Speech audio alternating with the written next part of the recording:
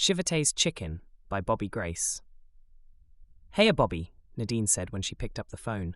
"It's not even a full moon. You in jail again or something?" Nadine has one of those voices that purr like a Detroit City V8. It holds a special charm when she's smiling at me with it, or teasing me through a stage mic, or talking to me across 1,500 miles of satellites and black magic. I smiled. "How is your fine young ass?" I asked.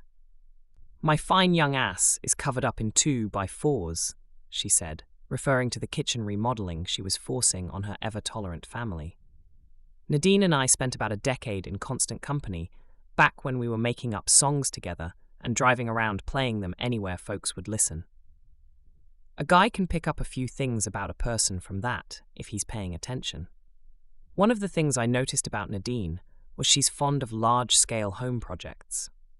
A new blender, or the gift of a potted plant, might launch her into a frenzy of removing walls, installing hot tubs, or moving bathrooms. On the other hand, her family is about as fond of these projects as I am of Jimmy Buffett's music. Nadine has a beautiful home, but one part or another is always marked for impending modification. I'm pretty sure she's got color-coordinated hard hats somewhere in her wardrobe. Leo was cooking the rhythm to a sizzle in the background with a Breme La Puerta. "Missed you, Favorita," I said. "Wanted to hear your '68 Cadillac voice." "Those lines working on the local chicas?" she asked. "Not so much. The quarantine is making me rusty," I said. "Can still sext like a bad dog, though." "A blessing for middle-aged women across the globe, I'm sure, Bobby," Nadine said. "Entrepreneur d'amore," I said. "Tough business to monetize, though." I grinned into the phone. I've always enjoyed Nadine's range of happy noises. Chuff, chuckle, giggle, laugh, bellow, full-on snort, you see what I mean. She gave me a giggle. One of my favorites. "Good title for a hooker song, though," Nadine said. "See why I love this woman?" I chuckled, drank my cerveza, listened to the rhythm of the water, smiled and began. I was $20 short the first time that we met. But sitting at the bar, I didn't know it yet. Nadine chuffed, chuckled, and dropped a couplet without dropping a beat. She left me there, headed for the door, 'cause there ain't no credit with Entrepreneur d'amore. I laughed, drank my beer, chuckled on a bit more. "I see a future in this one," I said. "A lot of people see Jesus in toast," Nadine said. I laughed. She laughed. Nadine can't drink alcohol these days, so after I took a swig for myself, I took one for her. Nadine and I left music at the top of our game.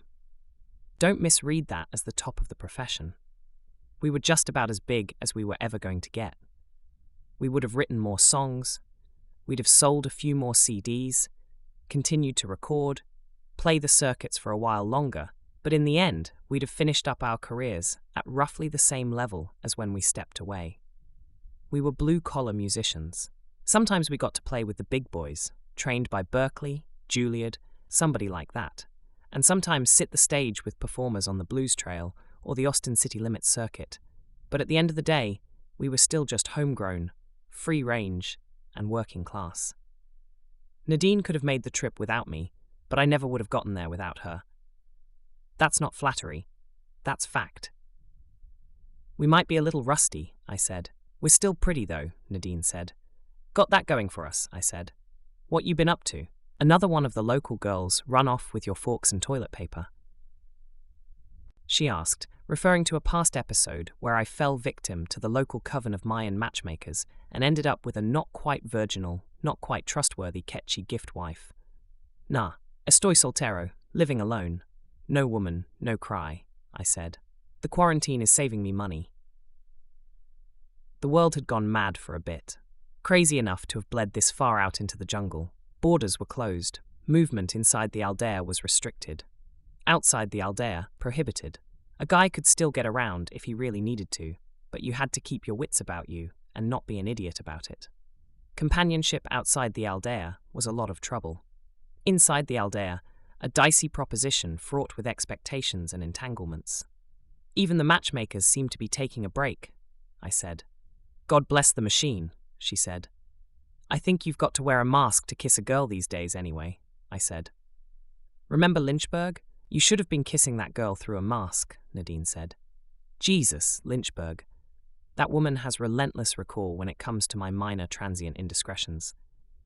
"I think that was about 9 years ago," I said, Don't I get time off for good behavior? I knew that somewhere in Nadine's mind that calculation was actually taking place. I smiled at that, took a swig for Nadine, exchanged the empty for a fresh one. One of the local sicarios had a stroke, I said. I always try to divert Nadine before she gets too focused on pointing out my shortcomings.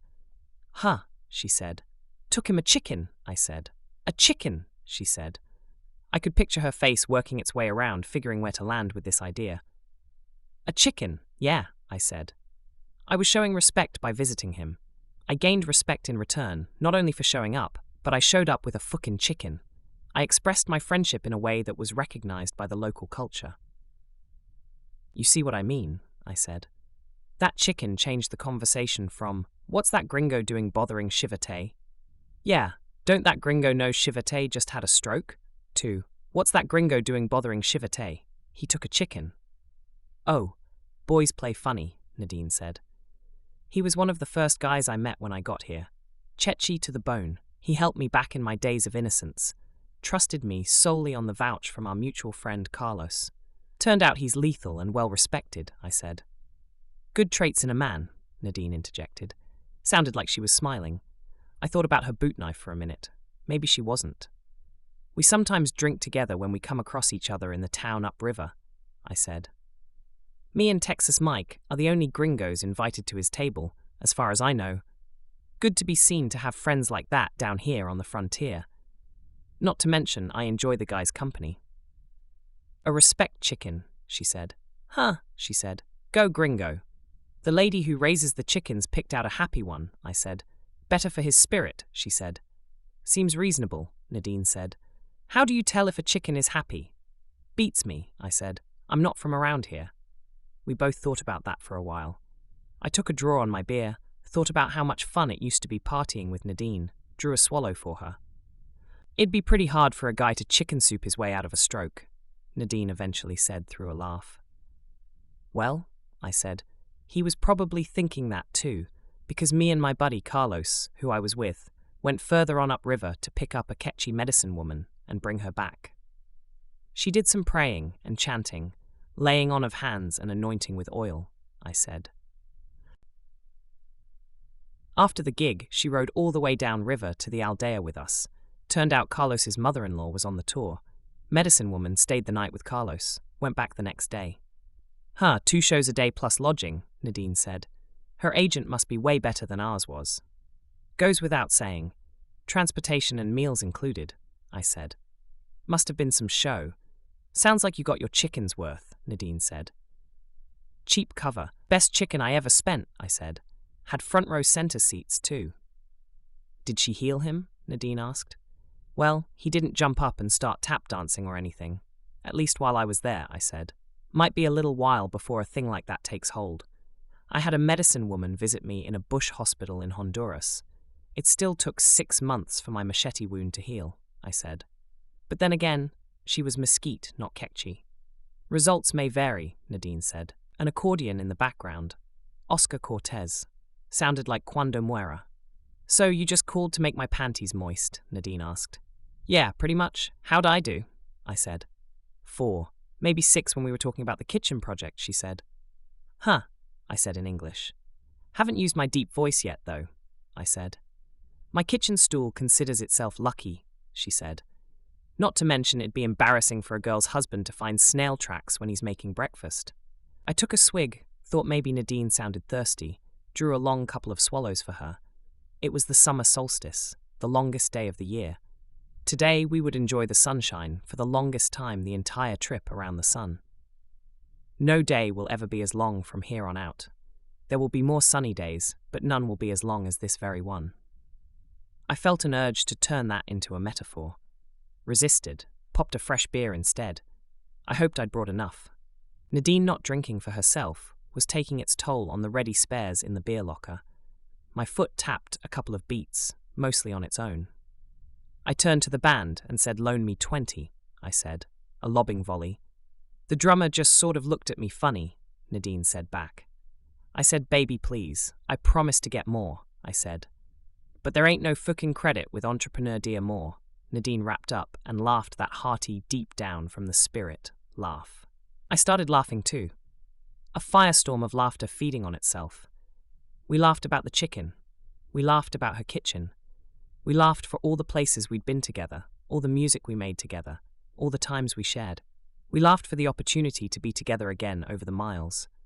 We laughed with the simple joy of laughing together again. Metaphor free on the longest day of the year.